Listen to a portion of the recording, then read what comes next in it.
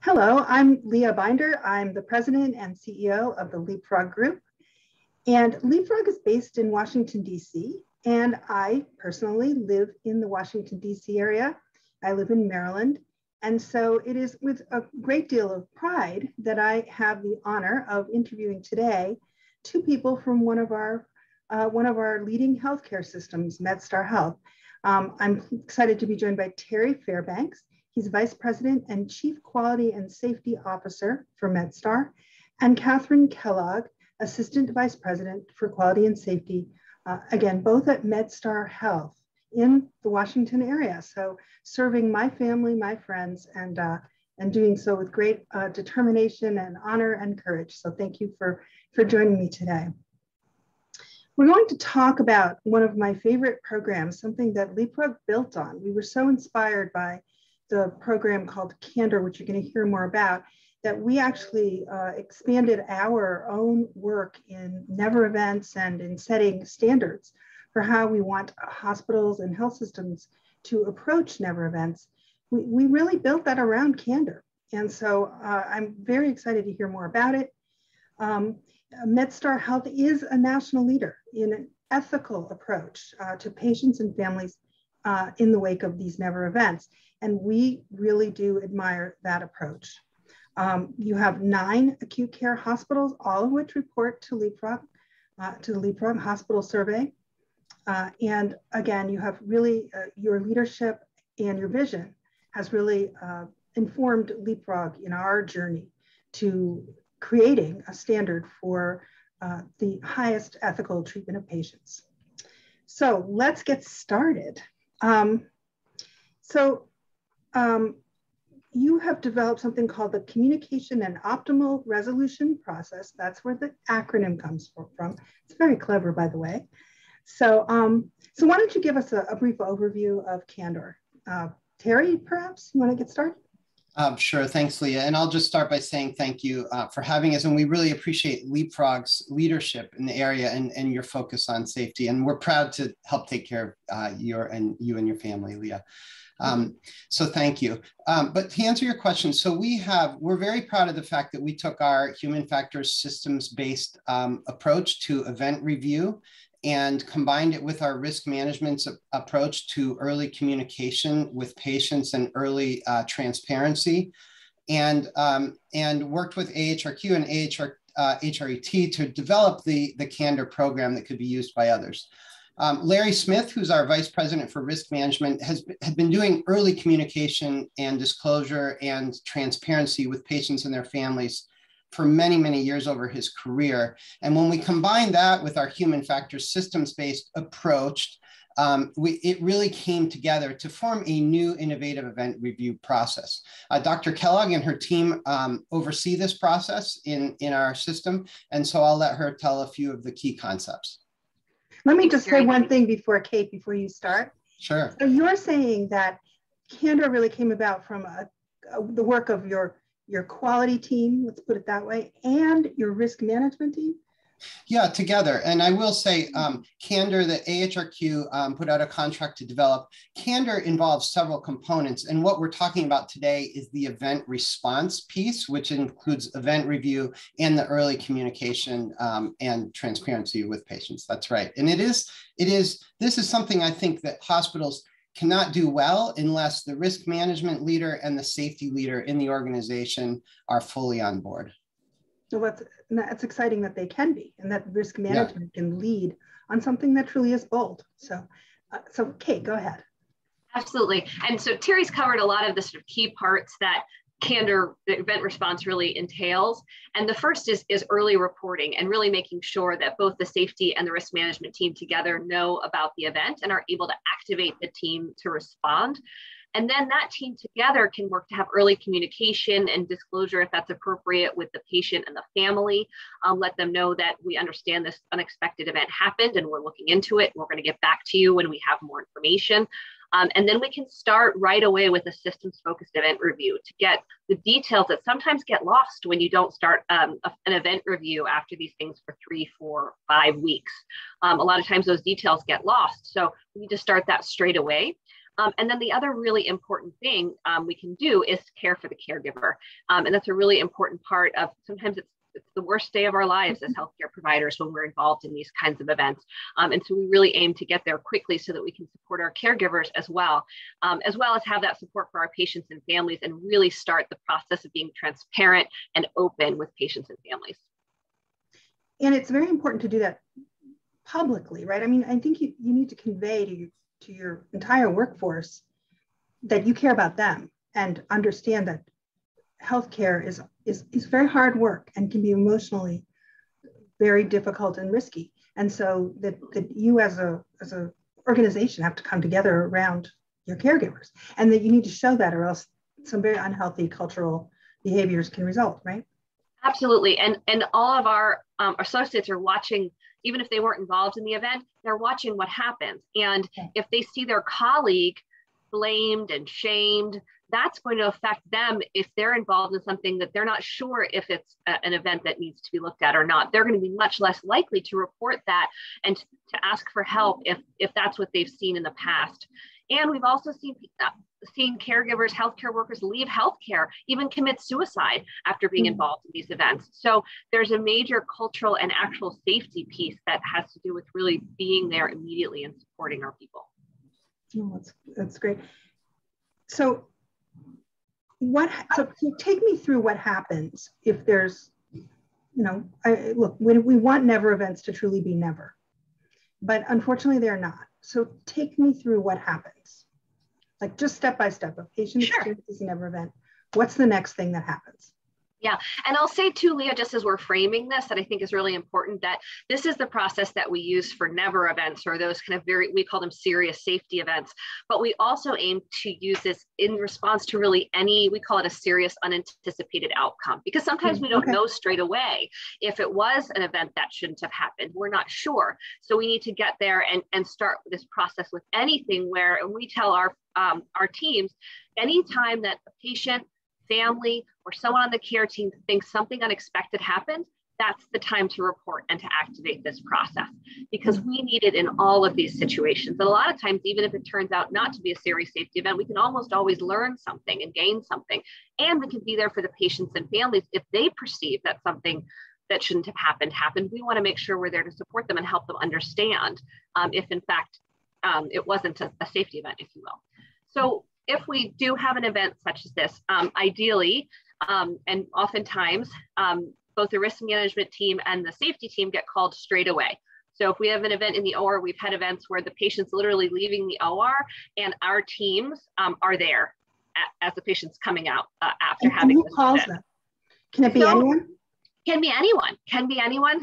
In the OR, it could be the circulating nurse. It could be the surgeon asking for someone to give a call. So it really can be anyone. And we've seen a variety of different teams, and we have different ways to report, of course, but for these types of events, oftentimes it's a phone call, it's a page to one of the leaders locally, and then they'll get in touch with all of us, and we kind of activate the process together. And straight away, the most important things are care for the caregiver, making sure the teams know that we're there to understand what happened, not to figure out whose fault anything is. We want to understand what happened so that we can make sure that everyone's safe.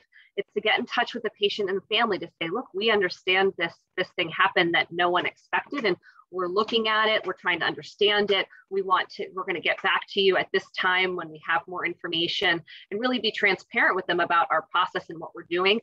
And sometimes the patient may need an escalation of care, or they may need something directly to decrease the negative effects of whatever the event was on their own health. And so we can help to facilitate that, obviously rapidly, if the patient needs anything, escalation of care, that sort of thing. So we do that as well, making sure the patient is in the best possible position for any consults or escalation of care that they might need in that situation. So we'll do that as well. And of course, we work together, again, in partnership with our risk management partners through all of this as well. And then we'll start the event reviews. So for instance, if there was an oxygen tank that ran out of oxygen and the patient had an event because of this, that oxygen tank might just get sent back downstairs to get filled up. And then we'll never really know, was it actually out? Was it on low? What did it really look like? So if our teams are there, we can sequester that tank, and that's part of the review. Sometimes telemetry strips on the floor, they might get tossed in the trash by mistake. But if we're there sort of starting that review, we can start to collect some of that information. And so we can really get the event review started in a way that makes sure that we can have all the really key pieces of information to truly understand what happened.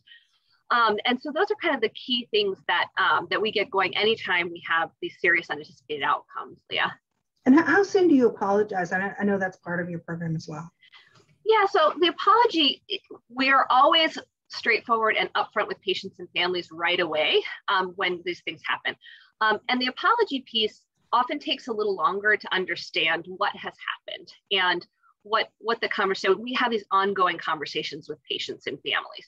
So a lot of times at the beginning, we're not quite sure what happened. And so we want to gather information and do the review and then loop back with the patients and families. And then when it's appropriate, certainly if the review has shown that that there's a need for an apology, then that's what we do. I don't know, Terry, if you want to add to that.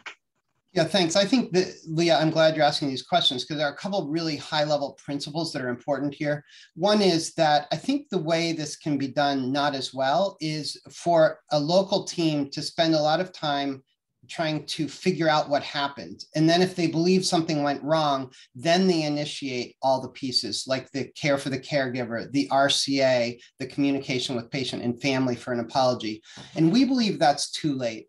One of the fundamental concepts here is if you're a family member and something has gone wrong from your perspective, and suddenly you came in for what you thought was a routine procedure and suddenly your family member is unresponsive on a ventilator, you are scared, worried, and there are trust issues. And if you view the health system as being silent at that point, it is a horrible position to be in because this is the health system now taking care of your family member.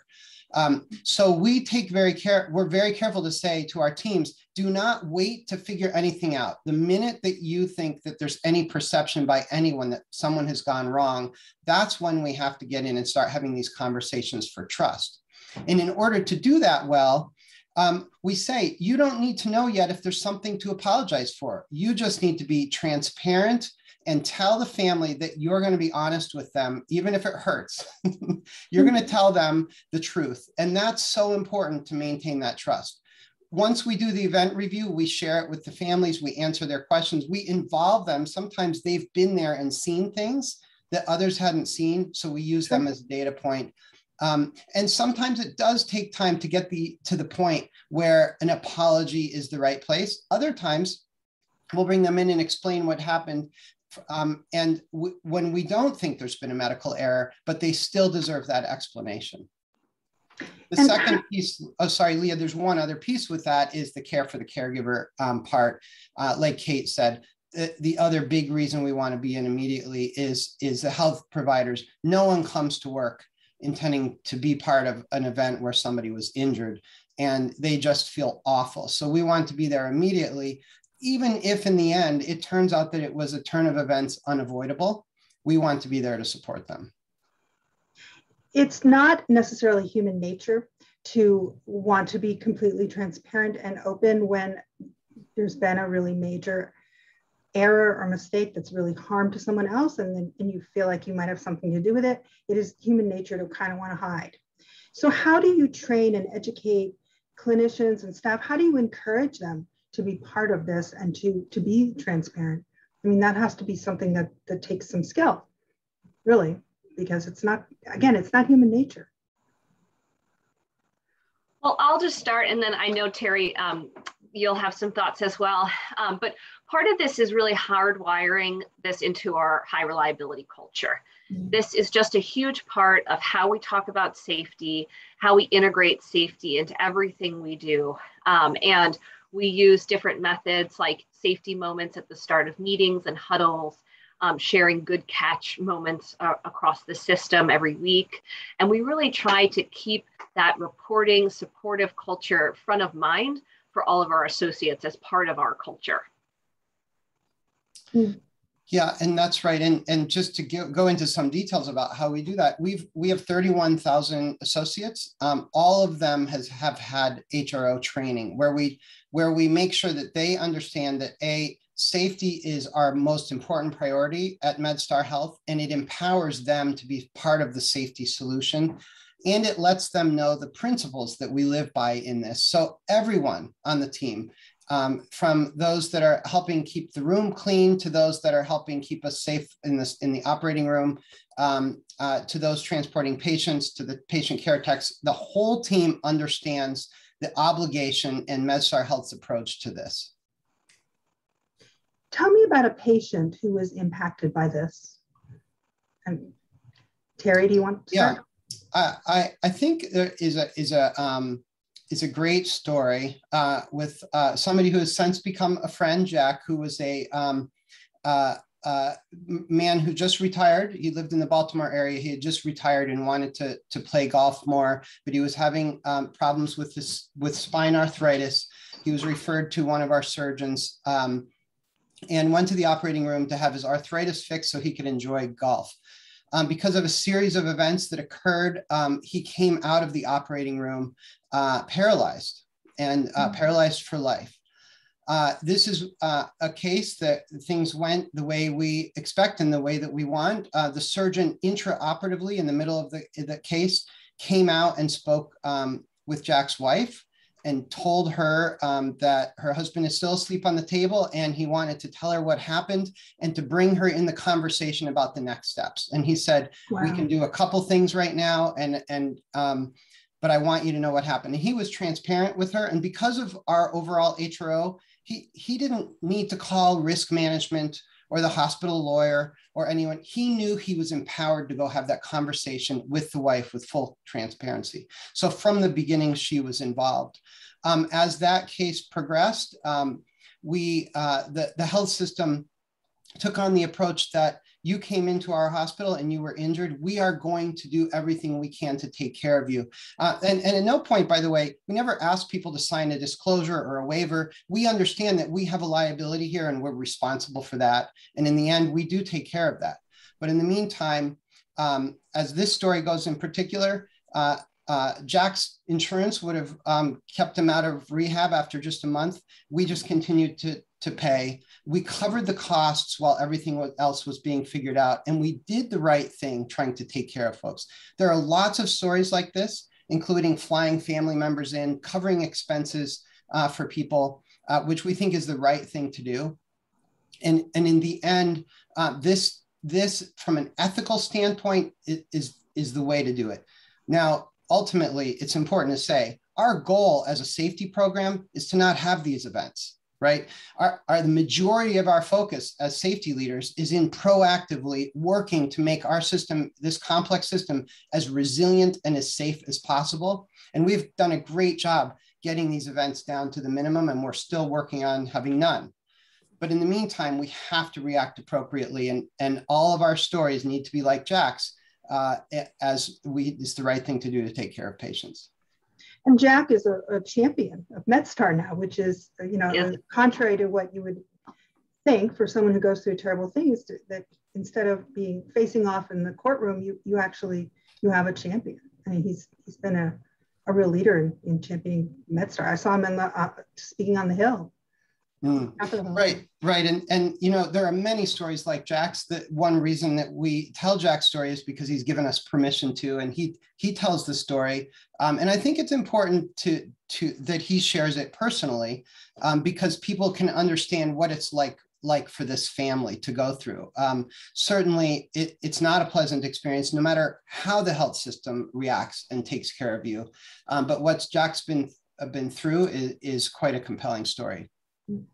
And Leah, we have also times where the Candor in this approach helps our associates as well.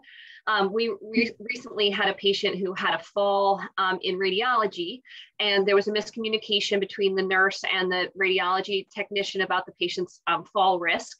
And so the technician literally was sticking her head out the door to ask the radiologist to come in, and the patient turned and fell and broke his hip. And this tech, we again initiated our normal process. And as part of this, one of the team members at the hospital called the tech to check on her the following day. And she said, I've been a radiology tech for decades. I've never been involved in something like this. I can't believe this happened on my watch and this man needs surgery. And I'm going to put in my resignation today. And I'm going to leave my job because I can't. I'm so distraught. And through the care for the caregiver process, I have goosebumps actually when I tell the story still. So through the care for the caregiver process, she was reassured and she actually became a champion for fall prevention in radiology. She's told her story at multiple forums throughout the system, and she's stayed. Obviously, she did not resign, and she's really been able to kind of embrace her role as a safety leader from this experience because of that care for the caregiver. And if we hadn't had that, she would have just left.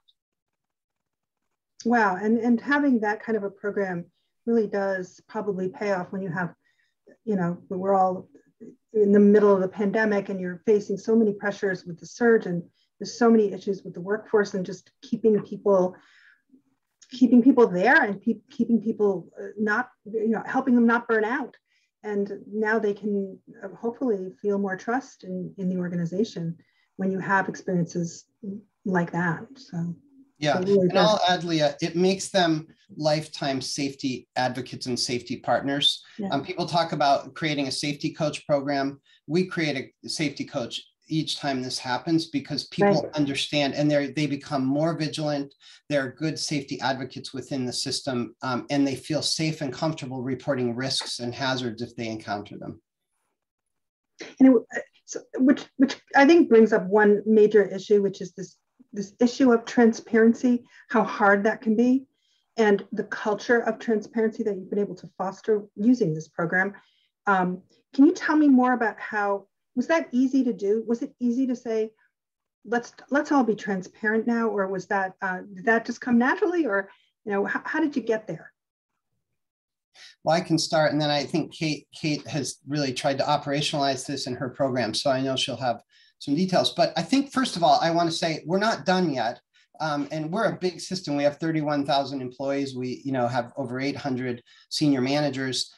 Getting to every corner and having it happen right every time in this place is a future goal for us. But certainly in almost all the time, we do it this way. And it is really through what we've already talked about, this constant drumbeat that we have. Every single leadership meeting, every meeting that occurs at Medstar Health has a safety moment. And in the safety moment, people need to relate the case that they tell to our resilience principles so that it keeps a drumbeat going. And everyone at every corner of the organization knows the expectation from this standpoint.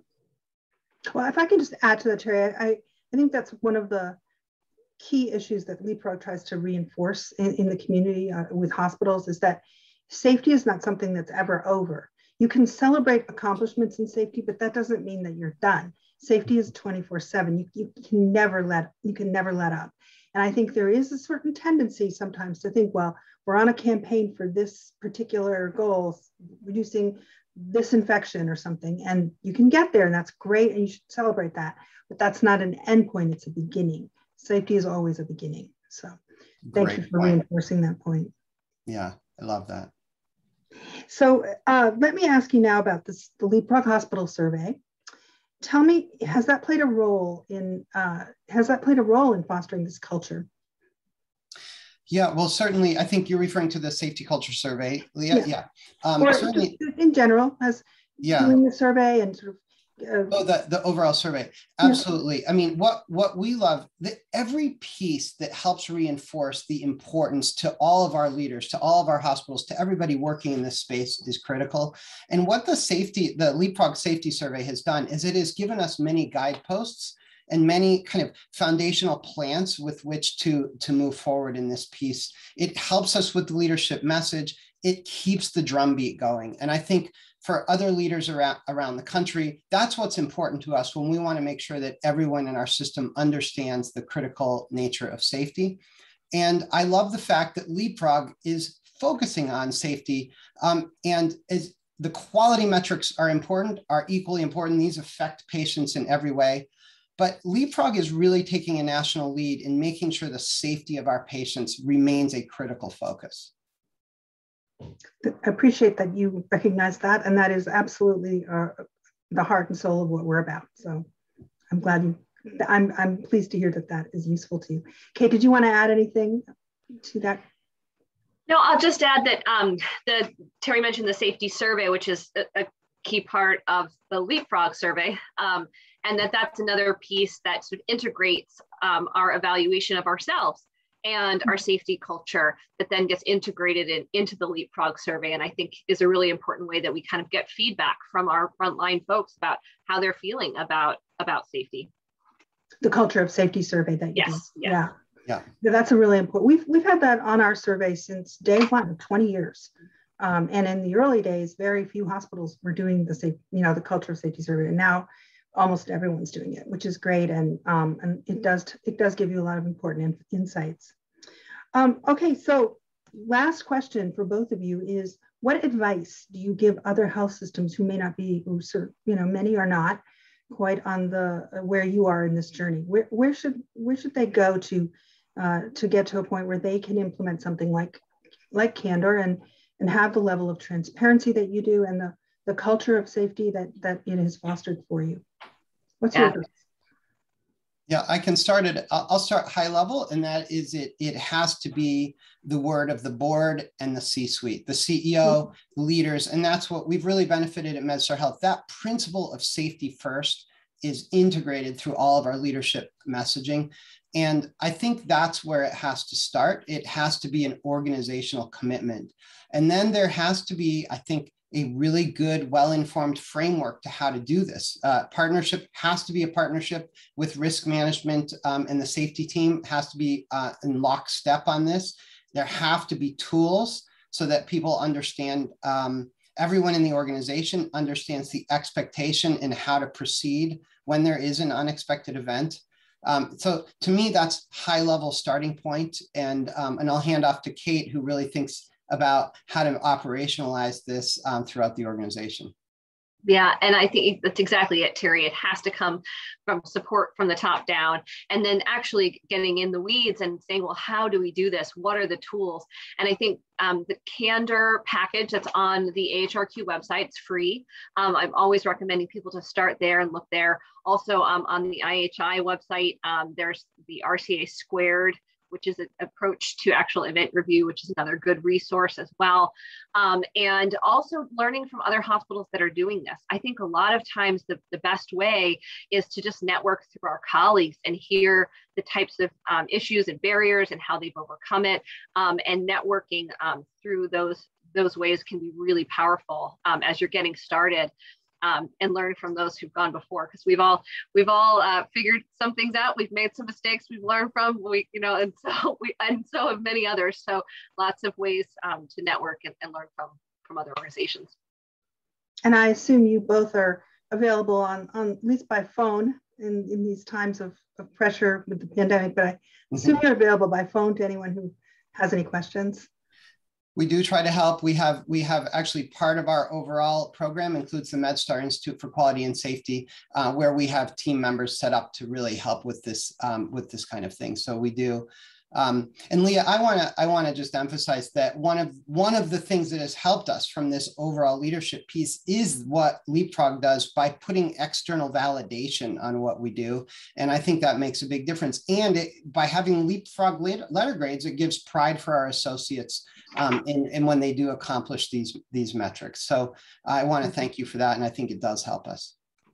Well, that's good to hear. I know employers who really founded Leapfrog and are part of hundreds of them are part of our work, really do value what you do. And that is why they founded Leapfrog. That's why they care, because they really want to be able to recognize excellence when they see it, and they want to recognize ethics, and they want to keep recognizing it, because we do know this is hard work, and it's hard work every single day. So thank you for doing that work. Thank you for your commitment to our communities and to our health, and for keeping us all safe, and or doing your very best to do that every single minute of the day. And we appreciate that, and your leadership with Candor and with Medstar. So thank you both. Thank you. Yeah.